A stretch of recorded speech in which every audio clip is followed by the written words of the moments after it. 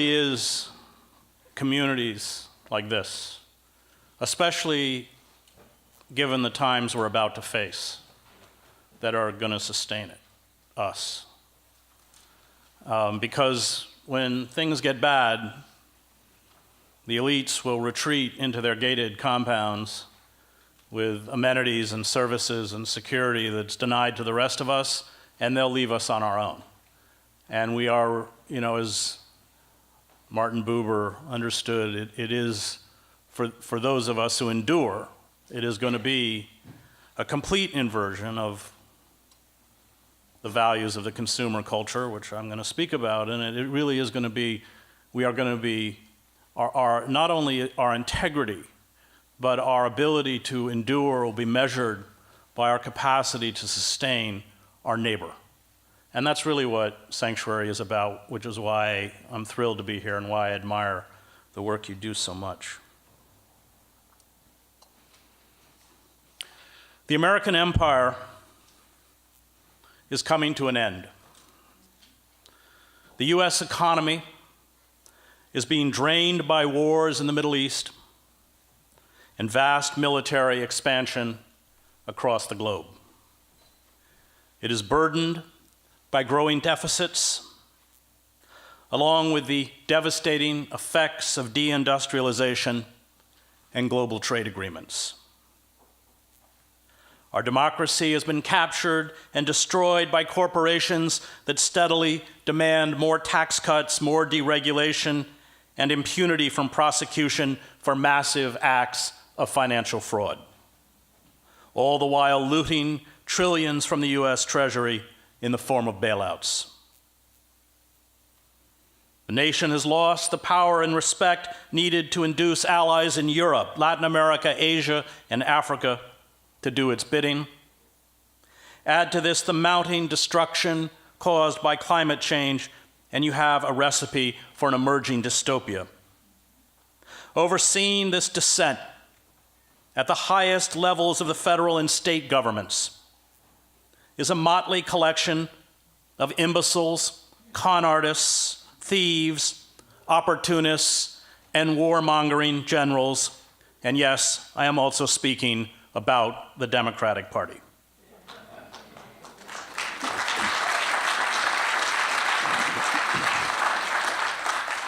The empire will limp along, steadily losing influence until the dollar is dropped as the world's reserve currency, plunging the United States into a crippling depression and instantly forcing a massive contraction of our military machine. Short of a sudden and widespread popular revolt, which does not seem likely, the death spiral appears unstoppable, meaning the United States as we know it will no longer exist within a decade, or at most 2. The global vacuum we leave behind will be filled by China, already establishing itself as an economic and military juggernaut. Or perhaps there will be a multipolar world carved up among Russia, China, India, Brazil, Turkey, South Africa, and a few other states. Or maybe the void will be filled, as the historian Alfred McCoy writes, by a collection of transnational corporations, multilateral military forces like NATO, and an international financial leadership self-selected at Davos and Bilderberg that will forge a supranational nexus to supersede any nation or empire. Under every measure, from financial growth and infrastructure investment to advanced technology, including supercomputers, space weaponry, and cyber warfare, we are being rapidly overtaken by the Chinese.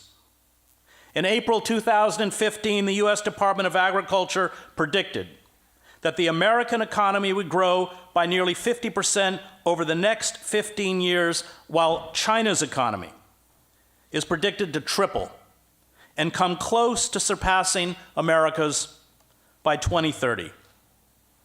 China became the world's second largest economy in 2010, the same year it became the world's leading manufacturing nation, pushing aside a United States that had dominated the world's manufacturing for a century.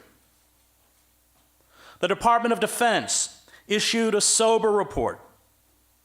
At our own peril, DoD risk assessment in a post-primacy world. It found that the US military, and I quote, no longer enjoys an unassailable position versus state competitors, and it no longer can automatically generate consistent and sustained local military superiority at range. McCoy predicts the collapse will come by 2030. Empires in decay embrace an almost willful suicide, blinded by their hubris and unable to face the reality of their diminishing power. They retreat into a fantasy world where hard and unpleasant facts no longer intrude. They replace diplomacy, multilateralism, and politics with unilateral bombastic threats and the blunt instrument of war. This collective self-delusion saw the United States make the greatest strategic blunder in its history, one that sounded the death knell of the empire, the invasion of Afghanistan and Iraq. The architects of the war in the George W. Bush White House and the array of useful idiots in the press and academia who were cheerleaders for it knew very little about the countries being invaded, were stunningly naive about the effects of industrial warfare, and were blindsided by the ferocious blowback. They stated and probably believed that Saddam Hussein had weapons of mass destruction, although there was no valid evidence to support this claim.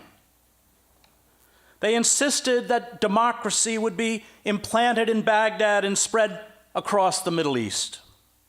They assured the public that US troops would be greeted by grateful Iraqis and Afghans as liberators. They promised that oil revenues would cover the cost of reconstruction. They insisted that bold and quick military strikes, shock and awe, would restore American hegemony in the region and dominance in the world. But it did the opposite. As Zbigniew Brzezinski noted, this unilateral war of choice against Iraq precipitated a widespread delegitimation of US foreign policy. Historians of empire call these military fiascos a feature of all late empires, micro-militarism.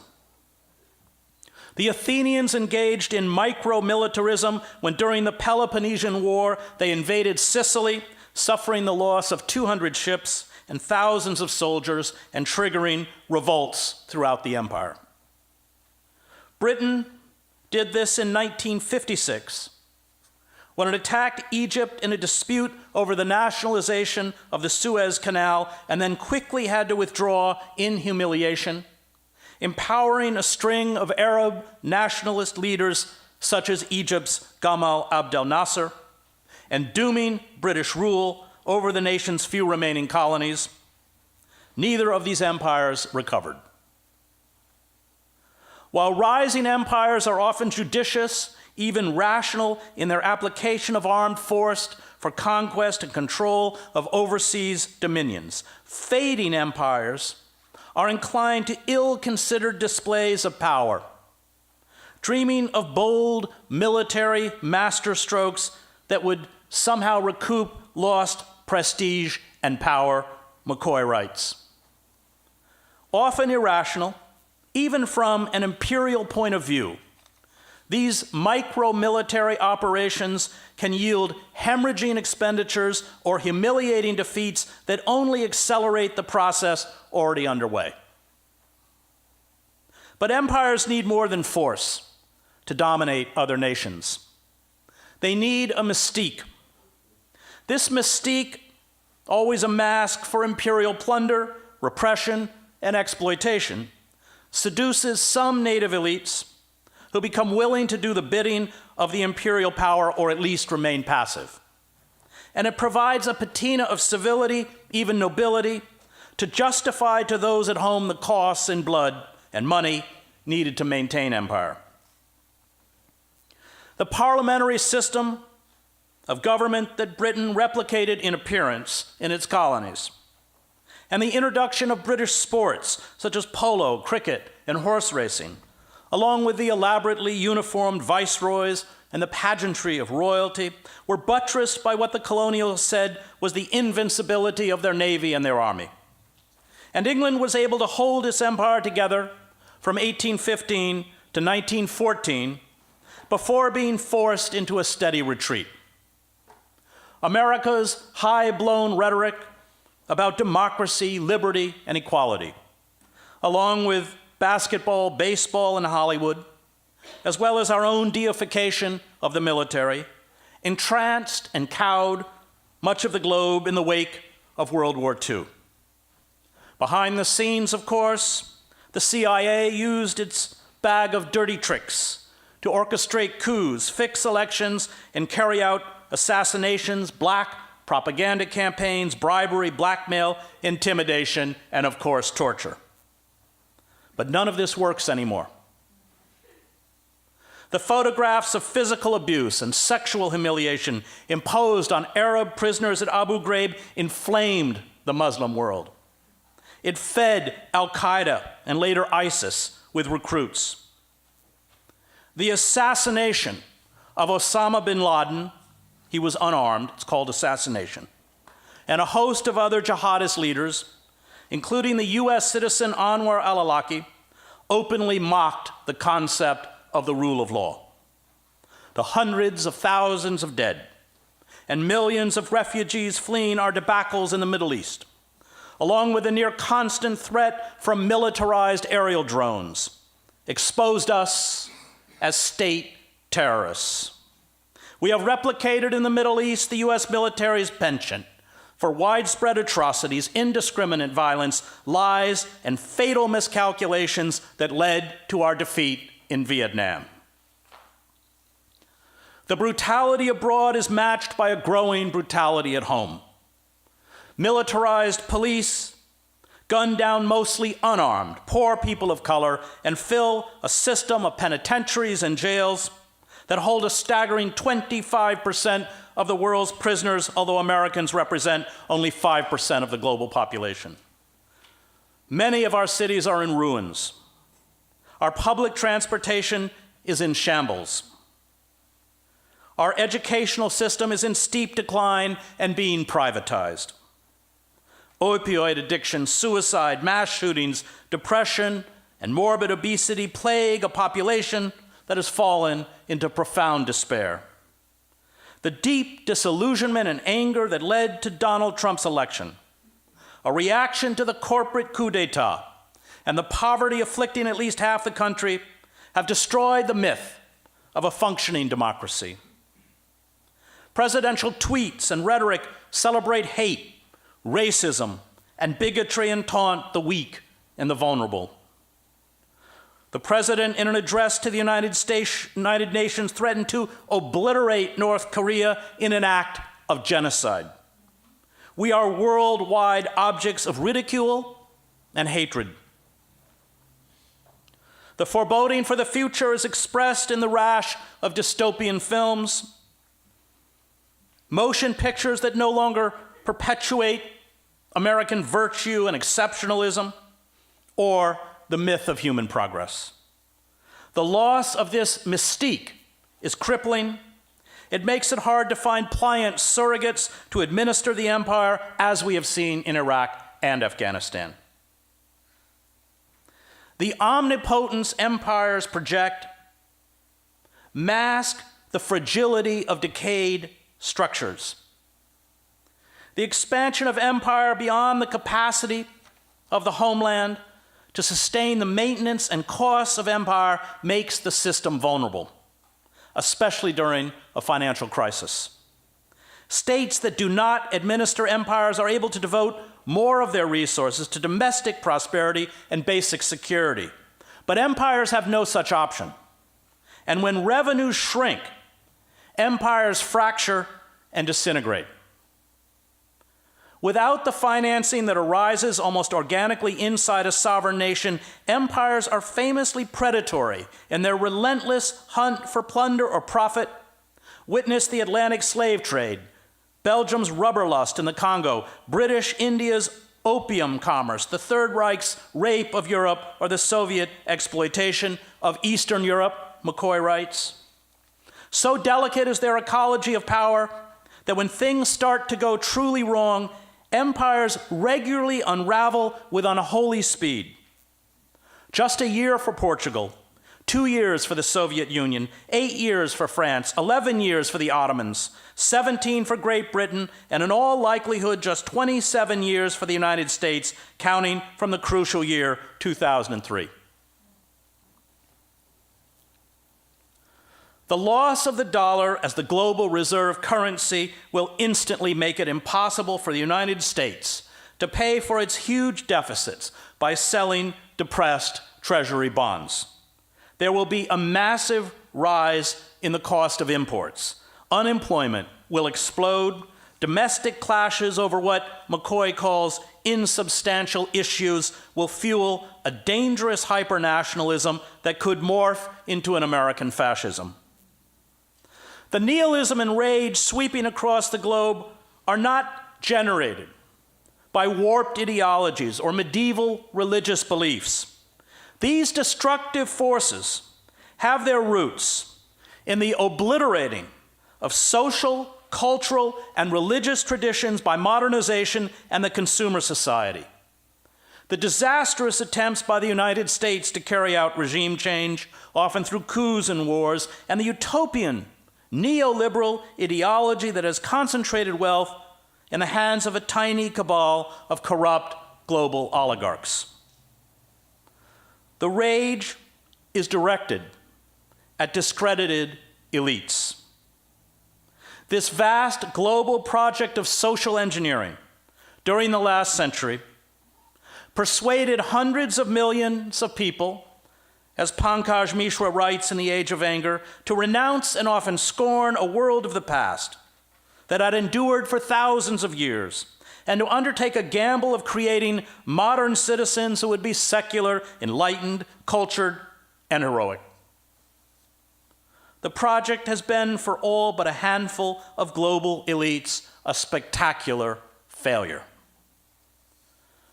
The wretched of the earth, as Frantz Fanon called them, have been shorn of any ideological or cultural cohesion. They are cut off from their past. They live in crushing poverty, numbing alienation, hopelessness, and often terror. Mass culture feeds them the tawdry, the violent, the salacious, and the ridiculous. And they are rising up against the forces of modernization, driven by an atavistic fury to destroy the technocratic world that condemns them. This rage is expressed in many forms: Hindu nationalism, proto-fascism, jihadism, the Christian right, anarchic violence, and other beliefs. But the various forms of resistance spring from the same deep wells of global despair. And this resentment is fueling a virulent nationalism, xenophobia, chauvinism, and violence, poisoning the civil discourse and fueling an assault on basic civil liberties.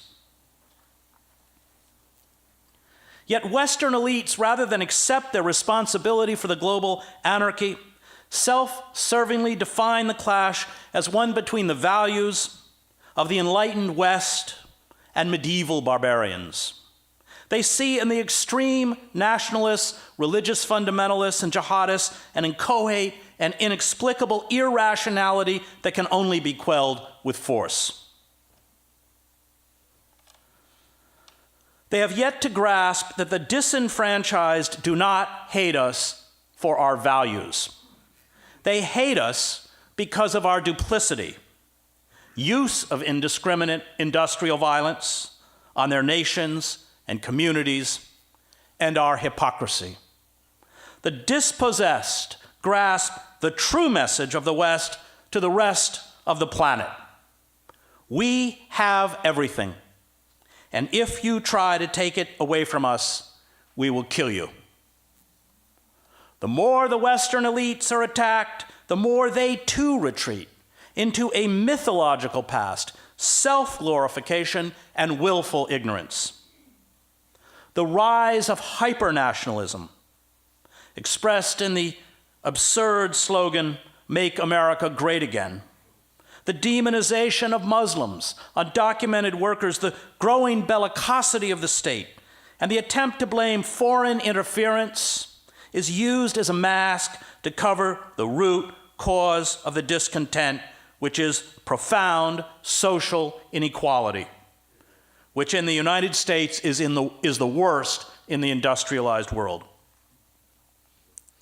Huge segments of the world have been cast aside by globalization, treated in an age of corporate capitalism as human refuse. And their rage is expressed in the kind of anarchic and nihilistic violence that characterized another era of vast inequality, the end of the 19th century and the beginning of the 20th century. Our rash of mass shootings at schools, churches, concerts, malls, and cinemas, our reaction to the lies fed to workers across the globe by the architects and ideologues of corporate capitalism. These lies, fueled by an arms industry that has saturated the country and the planet with weapons, have spawned homegrown terrorists that have carried out indiscriminate killings at the Boston Marathon, a South Carolina church, Tennessee military facilities, and a Texas Army base. The proponents of globalization promised to lift workers across the planet into the middle class and instill democratic values and scientific rationalism. Religious and ethnic tensions would be alleviated or eradicated. The global marketplace would create a peaceful, prosperous community of nations. All we had to do was get government out of the way and kneel before market demands held up as the ultimate form of progress and rationality.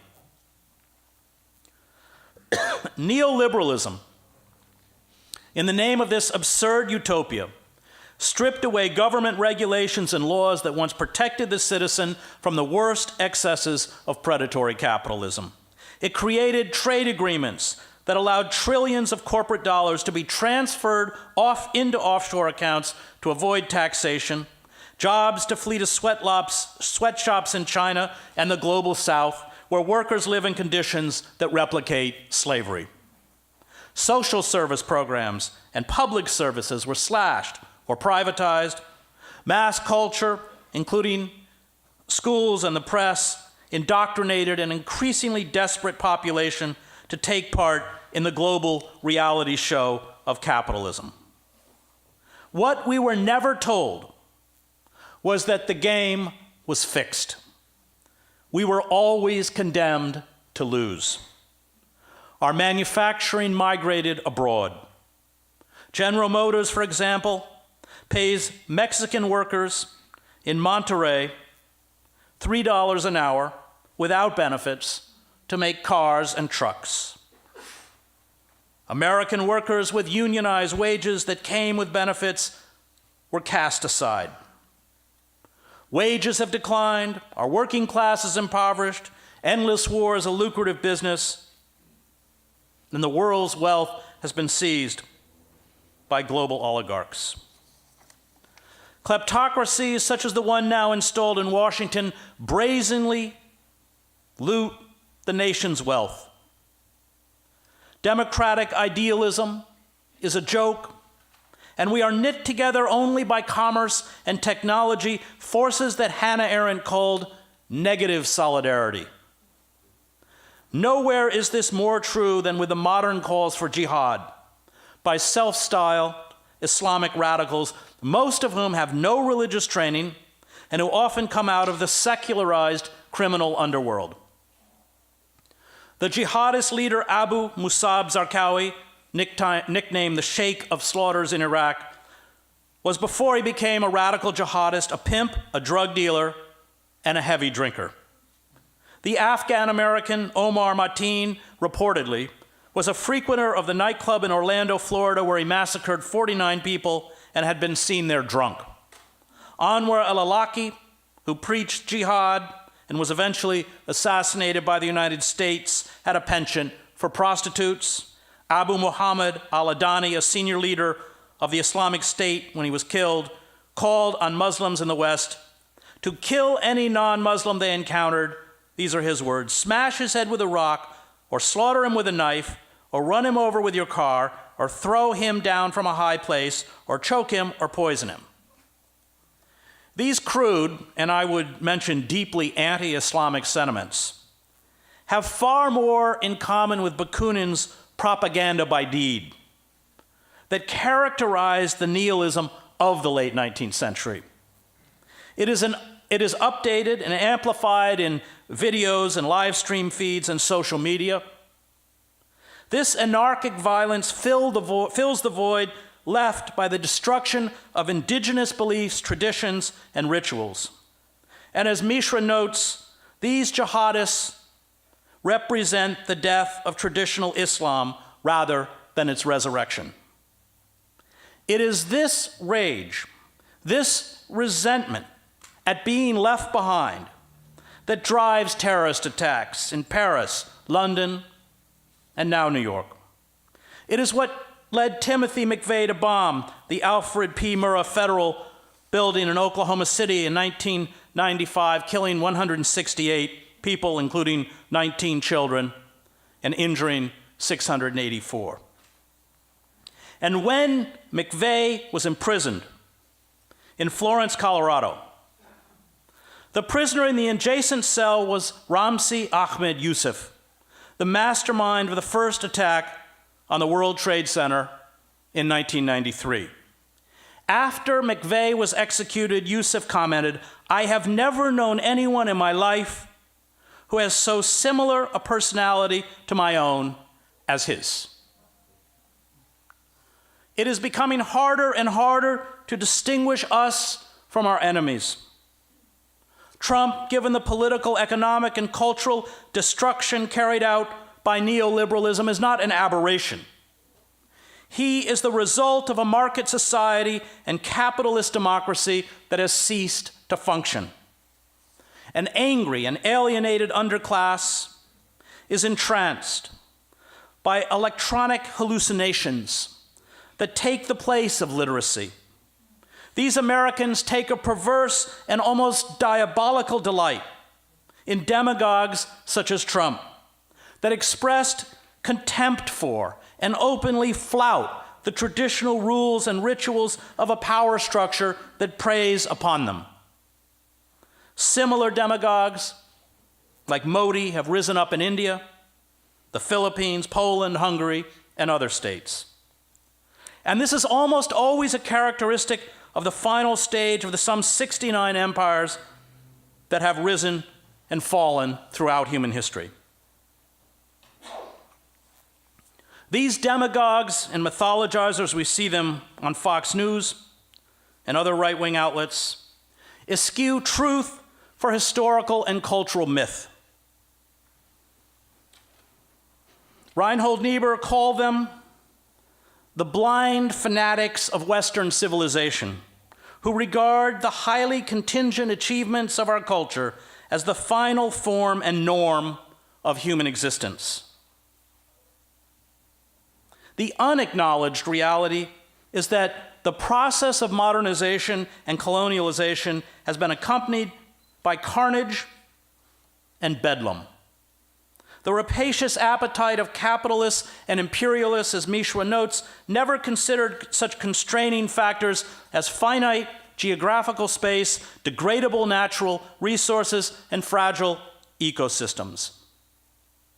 And in carrying out this project of global expansion and modernization, no form of coercion or violence was off limits. Terrorist attacks, such as the flying of the hijacked planes into the World Trade Center, illustrate that those who oppose us are products of our moral universe. They have been schooled well in the art of modern warfare. The dramatic explosions, the fireballs, the victims jumping to their deaths, the collapse of the 2 huge towers in Manhattan were straight out of Hollywood. Where else but from the industrialized world did the suicide hijackers learn that huge explosions and death above a city skyline are a peculiar and effective form of communication? They have mastered the language we taught them. They learned that the use of disproportionate and indiscriminate violence against innocents is a way to make a statement. And we delivered the same incendiary messages in Vietnam. Robert McNamara, the Secretary of Defense in 1965, defined the saturation bombing of the North, which left hundreds of thousands of civilians dead, as a means of communication to the communist regime in Hanoi. And we speak this language in Iraq, Afghanistan, Syria, Pakistan, Somalia, and through our Saudi proxies in Yemen. The roots of even the worst atrocities carried out by jihadists have their origins in our campaigns to colonize and subdue the rest of the world. It was the French colonists who used waterboarding, a technique inherited from the Nazis, on Algerians.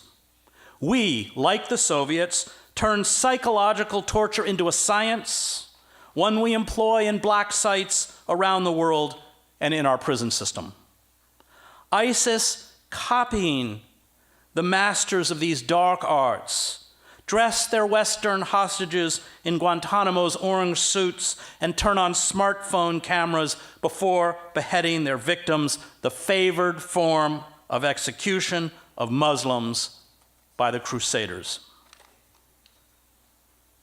If we had not destroyed government authority in Iraq, Afghanistan, Libya, and Syria, leaving vast swaths of territory to criminal gangs, warlords, and ad hoc militias, there would have been no vacuum for these radical jihadists to fill. George Santayana foresaw that America's obsessive, individualistic culture of competition and mimicry would eventually incite a lava wave of primitive blindness and violence. The inability to be self-critical and self-aware, coupled with a cult of the self, would lead to collective suicide. Karl Schorsky, in Fin de Siècle Vienna, Politics and Culture, wrote that Europe's descent into fascism was inevitable once it cut the cord of consciousness.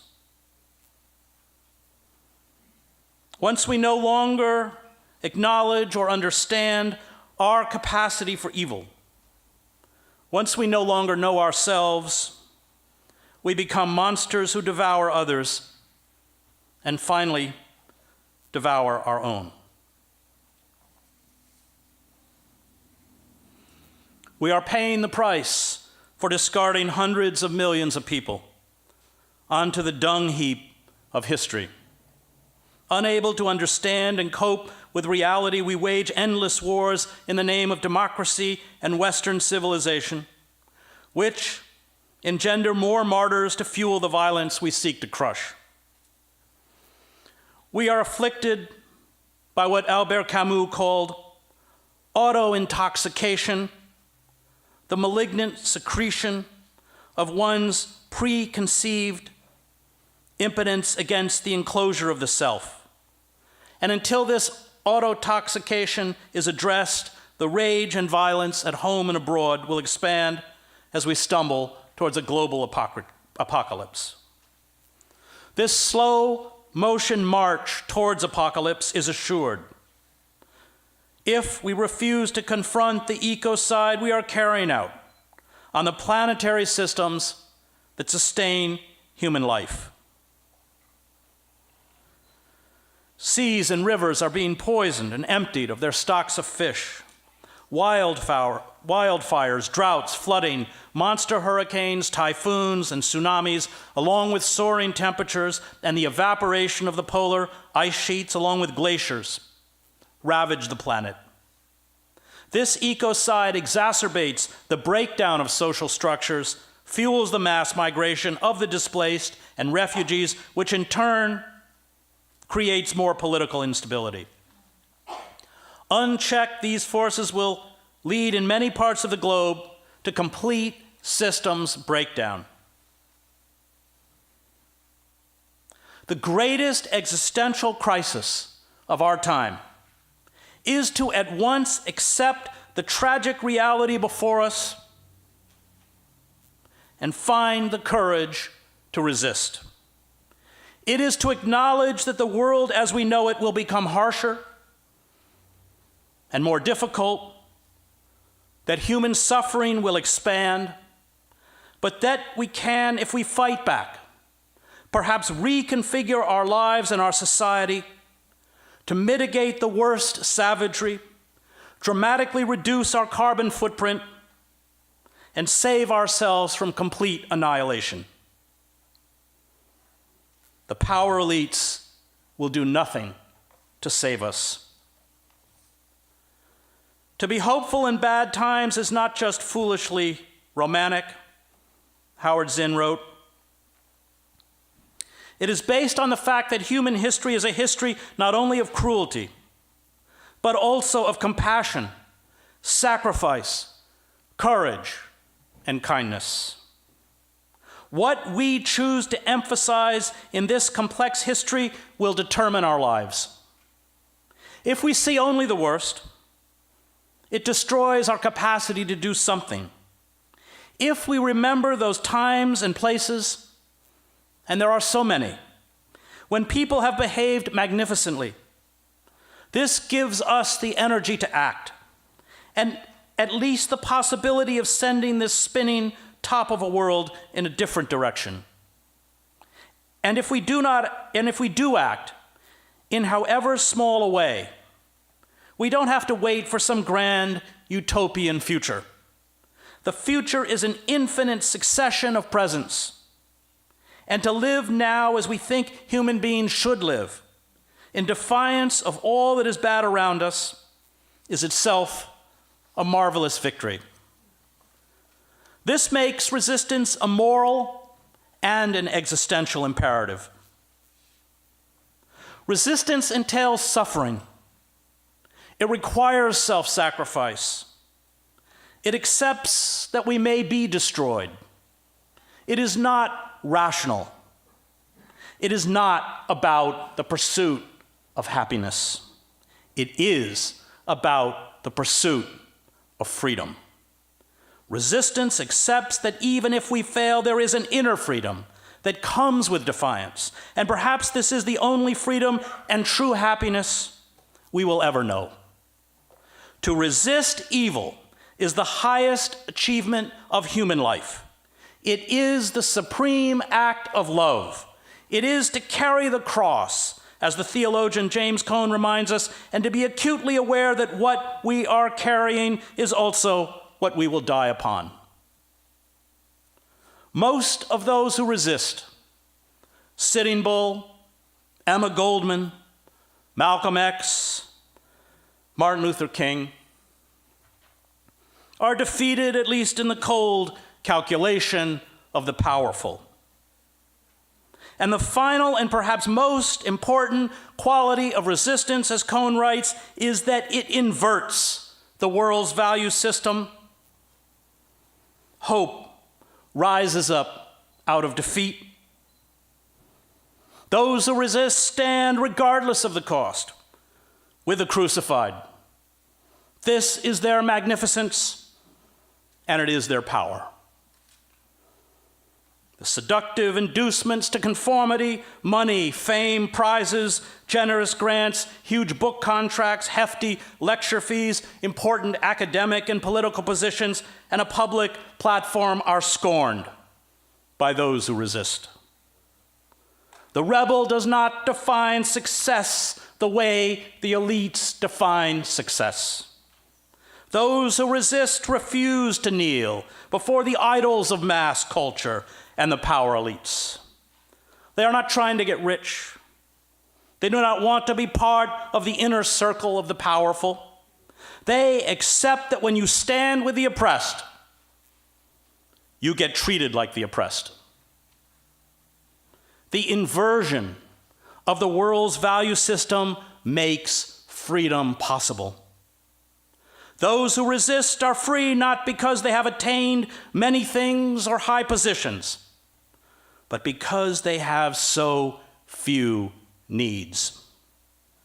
They sever the shackles used to keep most people in bondage. And this is why the elites fear them.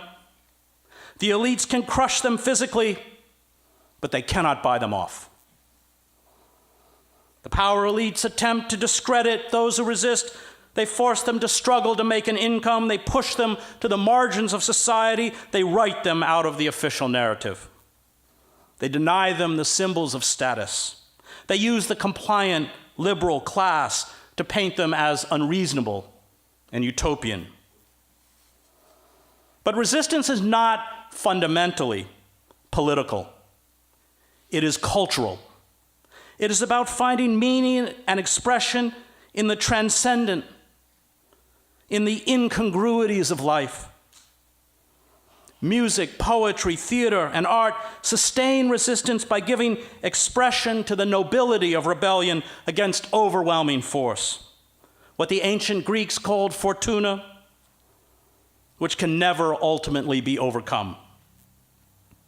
Art celebrates the freedom and dignity of those who defy malignant evil. Victory is not inevitable, or at least not victory as defined by the powerful. Yet in every act of rebellion, we are free. It was the raw honesty of the blues, spirituals, work chants that made it possible for African Americans to endure. Power is a poison. It does not matter who wields it. The rebel, for this reason, is an eternal heretic. He or she will never fit into any system. The rebel stands with the powerless, and there will always be powerless people. There will always be injustice, and the rebel will always be an outsider. And resistance requires eternal vigilance. The moment the powerful are no longer frightened, the moment the glare of the people is diverted and movements let down their guard, the moment the ruling elites are able to use propaganda and censorship to hide their aims, the gains made by resistors roll backward. We have steadily been stripped of everything that organized men and women who rose up in defiance and were purged, demonized, and killed by the capitalist elites achieved with the New Deal. The victories of African Americans who paid with their bodies and blood in making possible the Great Society and ending legal segregation also have been reversed. The corporate state makes no pretense of addressing social inequality or white supremacy. It practices only the politics of vengeance. It uses coercion, fear, violence, police terror, and mass incarceration as its primary form of social control. Our cells of resistance will have to be rebuilt from scratch. The corporate state, however, is in trouble. It has no credibility. All the promises of the free market, globalization, trickle-down economics have been exposed as a lie, an empty ideology used to satiate greed. And the elites have no counter-argument to their anti-capitalist and anti-imperialist critics. The attempt to blame the electoral insurgencies in the United States' two ruling political parties on Russian interference rather than massive social inequality is a desperate ploy. The courtiers and the corporate press are working feverishly day and night to distract us from reality. The moment the elites are forced to acknowledge social inequality is the root of our discontent, is the moment they are forced to acknowledge their role in orchestrating this inequality. The US government, subservient to corporate power, has become a burlesque. The last vestiges of the rule of law are evaporating. The kleptocrats are pillaging and looting like barbarian hordes. Programs instituted to protect the common good, public education, welfare, and environmental regulations are being dismantled. The bloated military sucking the marrow out of the nation is unassailable. Poverty is a nightmare for half the people. Poor people of color are gunned down with impunity in the streets. Our prison system is filled with the destitute, and presiding over the chaos and dysfunction is a political P.T. Barnum, a president who, while we are being fleeced, offers up one bizarre distraction after another, like Barnum's Fiji mermaid. There are no shortage of artists, intellectuals, and writers, from Martin Buber and George Orwell to James Baldwin, who warned us that this dystopian era was fast approaching. But in our Disneyfied world of intoxicating and endless images, cult of the self, and willful illiteracy, we did not listen. Soren Kierkegaard argued that it was the separation of intellect from emotion, from empathy, that doomed Western civilization. For the soul has no role in a technocratic society. The communal has been shattered, the concept of the common good obliterated. Greed is celebrated, the individual is a god, the celluloid image is reality. The artistic and intellectual forces that make transcendence and the communal possible are belittled or ignored. The basest lusts are celebrated as forms of identity and self-expression. Progress is defined exclusively by technological and material advancement, and this creates a collective despair and anxiety that feeds and is fed by glitter, noise, and the false promises of consumer culture idols. The desperate or the despair grows ever worse, but we never acknowledge our existential dread.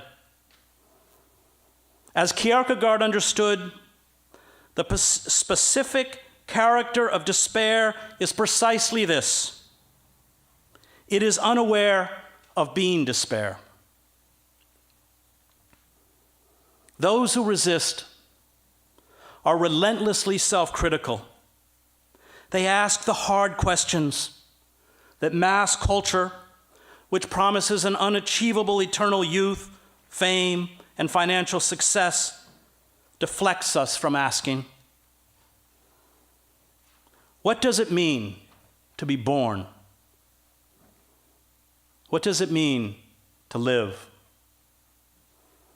What does it mean to die?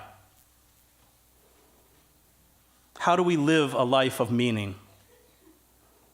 What is justice? What is truth? What is beauty? What does our past say about our presence? How do we defy radical evil? We are in the grip of what Kierkegaard called sickness unto death, the numbing of the soul by despair that leads to moral and physical debasement. Those who are ruled by rational abstractions and an aloof intellectualism, Kierkegaard argued, are as depraved as those who succumb to hedonism, cravings for power, violence, and predatory sexuality. We achieve salvation when we accept the impediments of the body and the soul, the limitations of being human, yet despite these limitations seek to do good. This burning honesty, which means we always exist on the cusp of despair, leaves us, in Kierkegaard's words, in fear and trembling. We struggle not to be brutes while acknowledging we can never be angels. We must act and then ask for forgiveness. We must be able to see our face in the face of the oppressor. Paul Tillich did not use the word sin to mean an act of immorality. He, like Kierkegaard, defined sin as estrangement. For Tillich, it was our deepest existential dilemma. Sin was our separation from the forces that give us ultimate meaning and purpose in life. This separation fosters alienation, anxiety, meaninglessness, and despair that are preyed upon by mass culture. As long as we fold ourselves inward, embrace a perverted hyper-individualism that is defined by selfishness and narcissism, we will never overcome this estrangement. We will be separated from ourselves, from others, and from the sacred. Resistance is not only about the battling of the forces of darkness. It is about becoming a whole and complete human being. It is about overcoming estrangement. It is about the capacity to love. It is about honoring the sacred. It is about dignity. It is about sacrifice.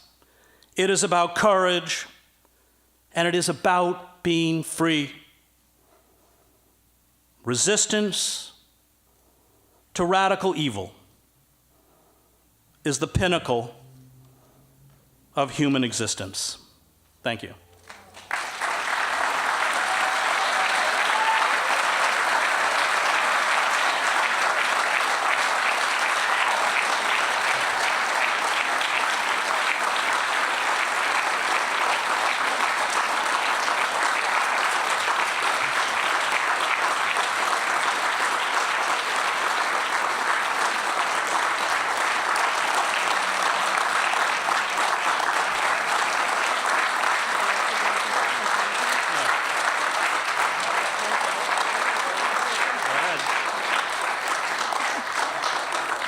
Thank you, Chris.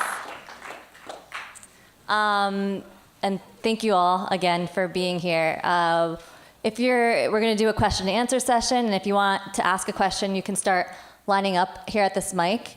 Depending on how long the line is, it'll go this way into the community room. It's a lot to think about. It's scary, you know. Bringing Chris here, it feels like group therapy, right? We're figuring out what is going on in this world and how can we work together? What can we do to make it better? Can we make it better? And that's what we're doing here at the sanctuary every day. Again, the radio station is a huge opportunity to amplify all of that. You can help us do that. You can help us by joining us on the air, becoming a volunteer, and by donating. Again, we need $30,000, and we need it quickly so we can build transmitters in Albany and Schenectady and be bringing bright, intelligent, independent thinking voices that are not driven by corporate interests to the airwaves. The airwaves are an extremely powerful medium. People are tuned in and listening. It's intimate. And it's an opportunity. It's one of the few places where, I've said this before, where in this day and age, you might hear an opinion that you don't already have. So please consider donating to this right now. If you're thinking about donating $50, think about donating $1,000. If that is terrifying and you can't do that and it's just no, bring it down to $250. But try to stay there. So again, please stand up and line up if you have a question. Is this a line? Okay, good. So we have people here. Hi, Ingrid.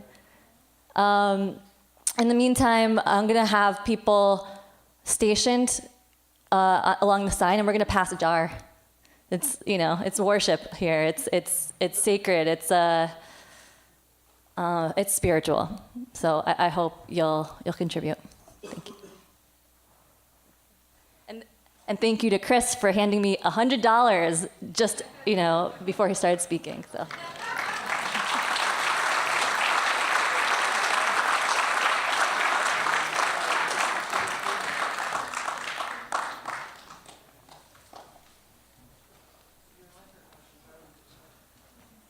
Hello, sir.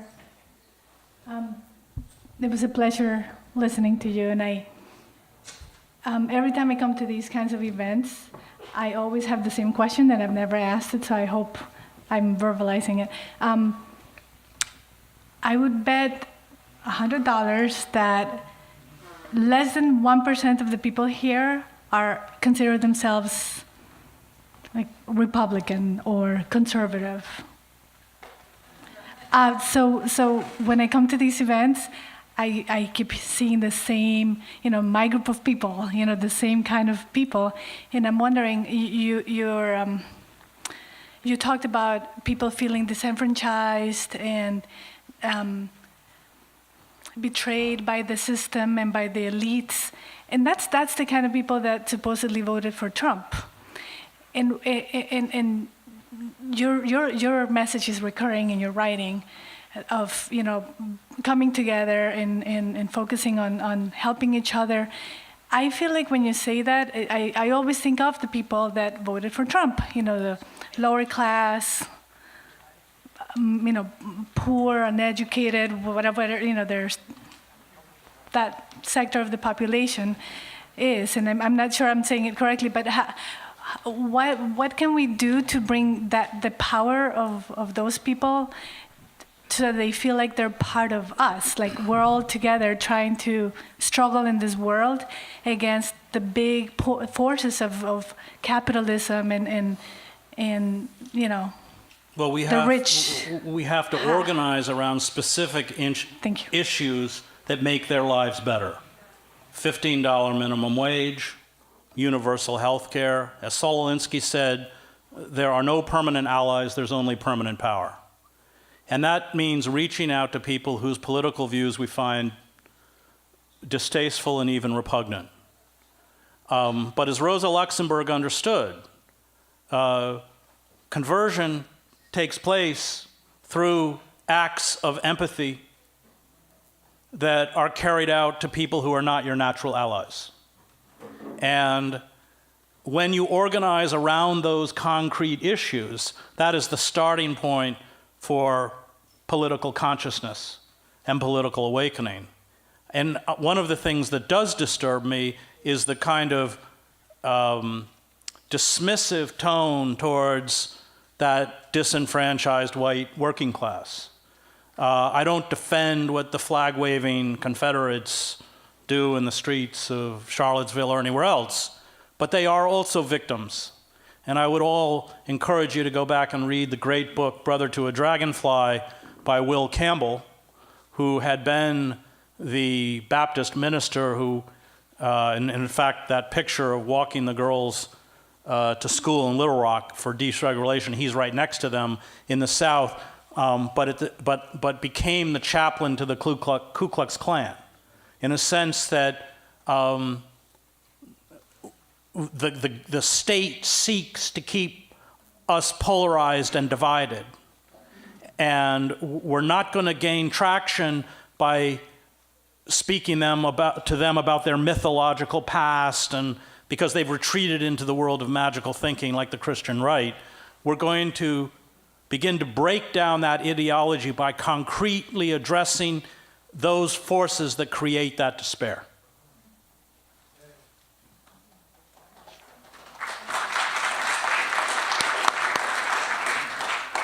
Hi, Chris. My name's Ted Hartman. I'm from this area. And I think anyone from this area would tell you that, certainly on a local level, the Democratic Party has a very strong hold over Albany, Troy, Schenectady. There's been machine politics in this area for decades.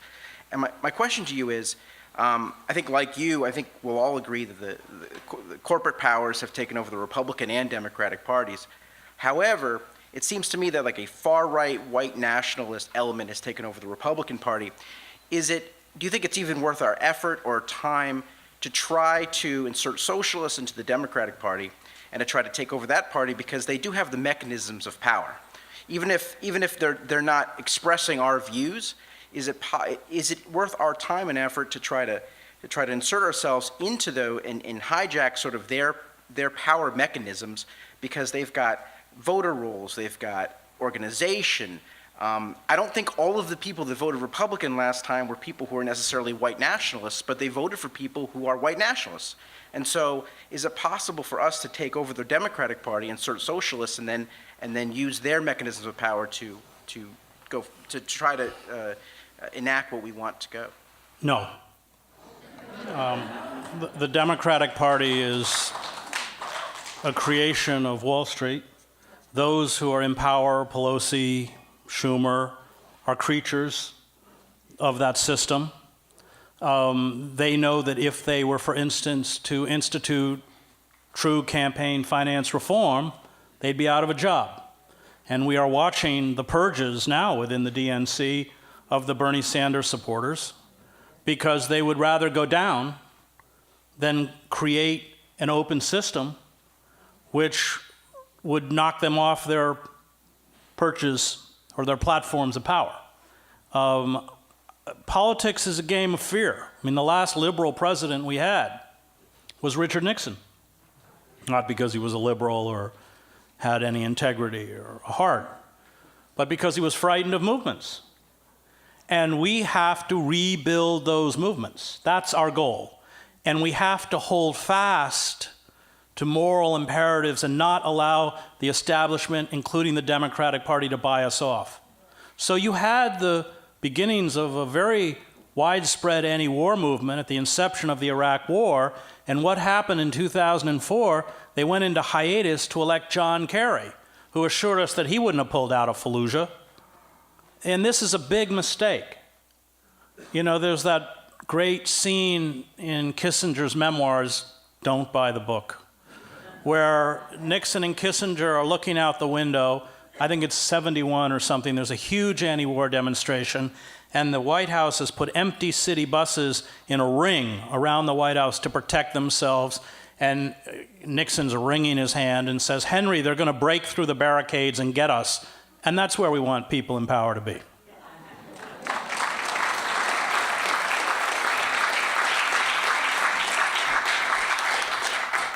Hi, Chris. Dan Lander here. I'm curious and was very interested in kind of the utility of the word resistance that you're using through this. And my question is, so if resistance is such a fundamental kind of experience as a human, does it kind of presuppose that there will always be something to resist against, which is equally as fundamental to our experience? Yes. I mean, there's that great passage in Vasily Grossman's magnificent work, Life and Fate, one of probably the greatest work of fiction of the 20th century out of Russia, where he talks about the power of human kindness. I'm going to read it, but I don't want to butcher it. I don't have my iPhone, luckily. Where's Megan? Is Megan around? Maybe can she find it for me? It's called Life and Fate. You all have to do is put in Vasily Grossman, Life and Fate, Chris Hedges, and you'll get it. But I think that, yes, I come out of Calvin. I have a very dark view. I was a war correspondent. I have a very dark view of human nature. I think evil will always be there. And it is an eternal battle on our part to resist. And, you know, I tell the story of, since I'm close to Schoharie, of my dad, who was a Presbyterian minister in Schoharie, all white, as you know, farm community. He was very outspoken about the civil rights, supporting the civil rights movement. This was a time when Martin Luther King was probably one of the most hated men in America in rural white enclaves like Schoharie County. He had been a sergeant in North Africa in World War II, but he came back from the war a pacifist and was very active in opposing the Vietnam War and the issue for which he got pushed out of the church. He was very outspoken about gay rights. His youngest brother was gay, my uncle, and my father understood the pain of being a gay man in the 50s and 60s. And that, I was 8, 9, very important time for me because he taught me that you're not rewarded for positions of virtue. In fact, you're usually punished for them. And what finally pushed the institutional church over the edge was his outspokenness about gay rights. And at the time, I was an undergraduate at Colgate. And my father, by the way, there was no gay GBLT organization at Colgate, so my dad actually brought the gay speakers down to the campus to have meetings with students, of which I would join. And finally, and he kept saying that you have to build a public organization. And finally, because they were too frightened to come out of the closet, he came down one day and took me out to lunch and told me that even though I wasn't gay, I had to found the GBLT Alliance at Colgate, which I did. It met and I would go into the dining hall at breakfast, lunch, or dinner. The guy would check off my card, hand it back, and go, "Faggot." So when the church told him to stop, he responded by holding an Easter service for the GBLT community at that time in the city of Syracuse, where he had a church. And he said, "Marriage is a sacrament. It is not a reward for being a heterosexual. And any church that refuses to honor the sacrament of marriage does not deserve to call itself Christian." And he was out. Years later, after being the Middle East bureau chief for the New York Times, I was publicly denouncing Bush's call to invade Iraq. I was booed off of a commencement stage, lynched by right-wing media, called into the New York Times and given a formal written reprimand and told I was no longer allowed to speak about the war in Iraq. And I realized, and I'd been there 15 years, it wasn't an easy moment. No one wants to lose their job. But I realized at that moment that I could muzzle myself in service to my career. But to do so would be to betray my dad. And I quit. And when I walked out the door of that building, for the first time in my life, I articulated what it was my father had given me. And that was freedom. I didn't need the New York Times to tell me who I was. I knew who I was. I was my father's son. And in the Christian faith, we call that resurrection. And that is the power of resistance, which perhaps even my father didn't see. And it will always be there, and those acts of resistance are what Father Daniel Berrigan told me when he defined faith as the belief that the good draws to it the good, even if all the empirical evidence around us says otherwise. The Buddhists call it karma. But I've seen rebellion, Eastern Europe. I was speaking at dinner about watching the Velvet Revolution. I was every night in the Magic Lantern Theater with Václav Havel and Dinsbeer and all the people who would inherit the government. And the walls of Prague that winter were filled with posters of the Charles University student Jan Palach, who, to protest the Soviet invasion in 1968, had gone to Wenceslas Square and lit himself on fire and died 4 days later from his burns. His funeral, which was a non-event, was never covered by the state media, was broken up by the police when his grave became a shrine. His body was exhumed, cremated, his ashes were given to his mother, and she was told she was not allowed to rebury them.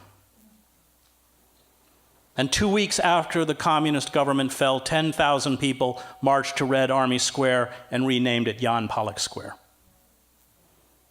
I was in Wenceslas Square when Marta Kubashova, the great singer who had sung the anthem of defiance, a prayer for Marta that was broadcast out over the airwaves in 1968. And after the imposition of the Soviet-backed government, her recording stock was destroyed. She spent the intervening years working on an assembly line in a toy factory. She was banned from the airwaves. There were 500,000 people in Wenceslas Square that night. It was snowing when she walked out on that balcony and began to sing the prayer for Marta, and every Czech in that crowd knew every word. That is the power of resistance, the moral power of resistance. That even for all those people you think are asleep, somewhere, hear it.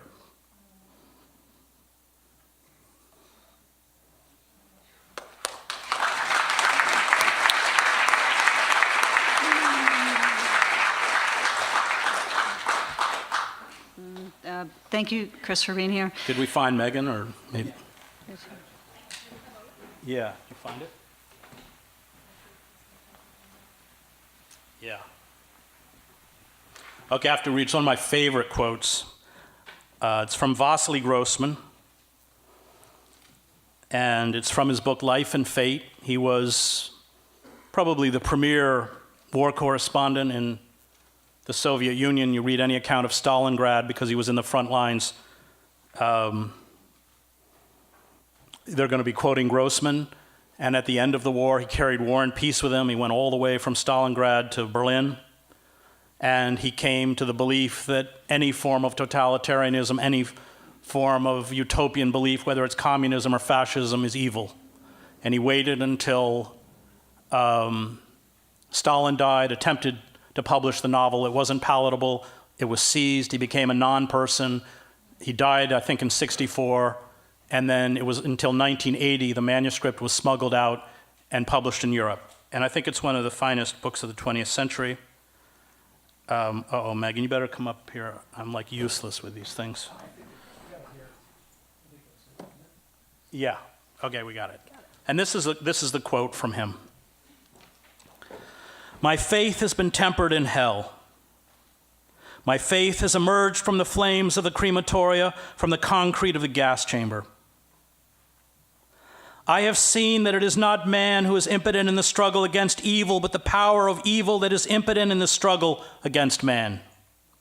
The powerlessness of kindness, of senseless kindness, is the secret of its immortality. It can never be conquered. The more stupid, the more senseless, the more helpless it may seem, the vaster it is. Evil is impotent before it. The prophets, religious leaders, reformers, social and political leaders are impotent before it. This dumb, blind love is man's meaning.